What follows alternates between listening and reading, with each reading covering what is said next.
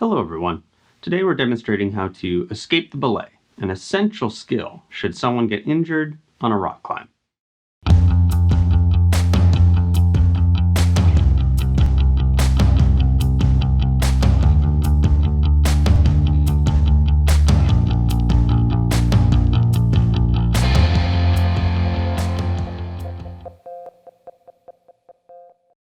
Hello again, I'm Jason.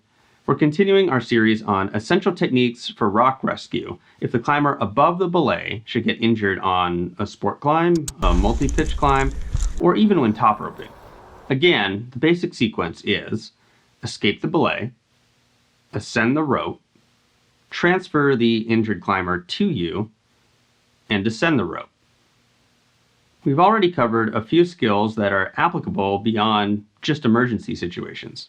We did a video on ascending the rope, and we just did another video on transitioning to descending on the rope.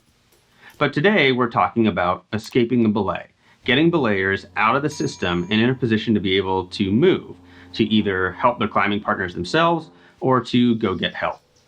Escaping the belay comes down to a few fundamental steps, each which need to be done without endangering the belayer or the climber above. Get your hands free, transfer the load, in this case the climber above you, off of the climbing rope at the point where it runs through your belay device. Remove the belayer from the system and transfer the load back to the climbing rope. Step 1. Get hands free. We're going to tie a mule knot with an overhand finish to lock off the rope and allow you, the belayer, to do other things.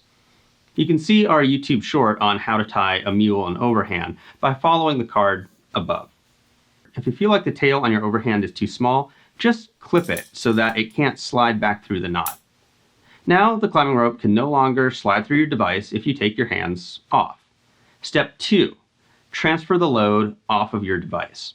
We first need a point to transfer to. If you're on a multi-pitch climb, this is going to be the anchor that's been built at your belay station. If you're on a single pitch, this is why I recommend closing off your rope system by tying your rope to a back anchor. I can now take the slack in my rope that's coming from behind me to make a master point with a simple figure 8 on a bight. Now I can use a cordelette or a sling to attach a friction hitch to the rope. It would be best to use tech cord, Technora, or nylon for this, as Dyneema has a low melting point and can fail with sliding friction.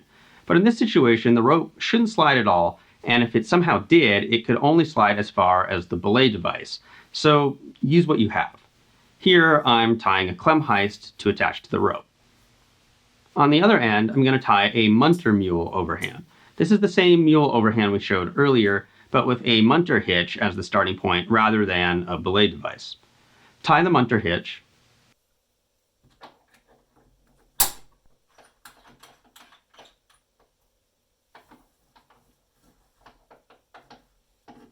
Then add your twist from the brake strand to tie your mule knot.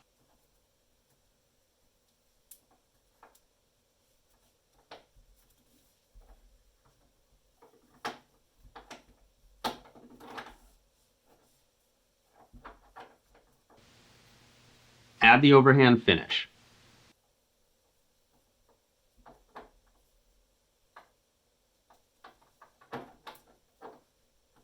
Like before, if you have a short tail, clip it. Now tension the friction hitch to take some of the load. Step 3. Get out of the system. We can now undo the mule overhand knot at the belay device and take the rope out of the belay device itself.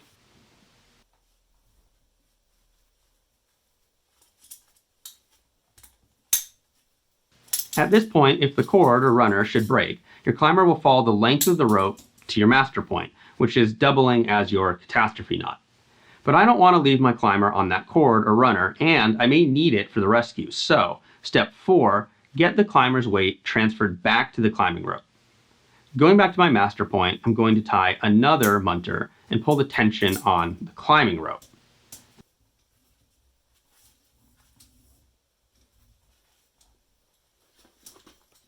Now I can add the mule overhand.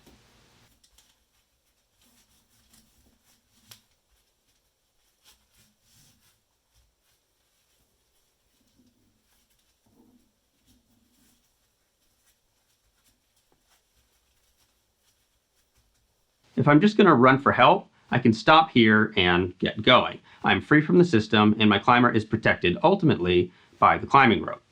But if I'm going to help perform the rescue and need my equipment, I can now undo my cord or sling by reversing the Munter Mule overhand I tied and take all of the equipment with me. And that's the sequence for escaping the belay should you need to go get help or go assist an injured climber who's above you. We'll be covering some of the mechanics of getting that injured climber who's above you down in our next video.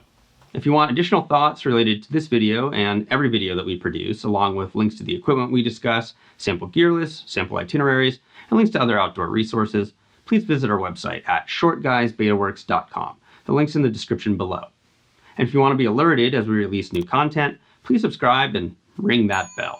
We produce educational content like this, as well as short films of our family adventures, and we release something new every week. So, if you have ideas for content that you'd like to see, you can let us know that in the comments section too. We'll see you next time, and keep on getting more out of that big outside.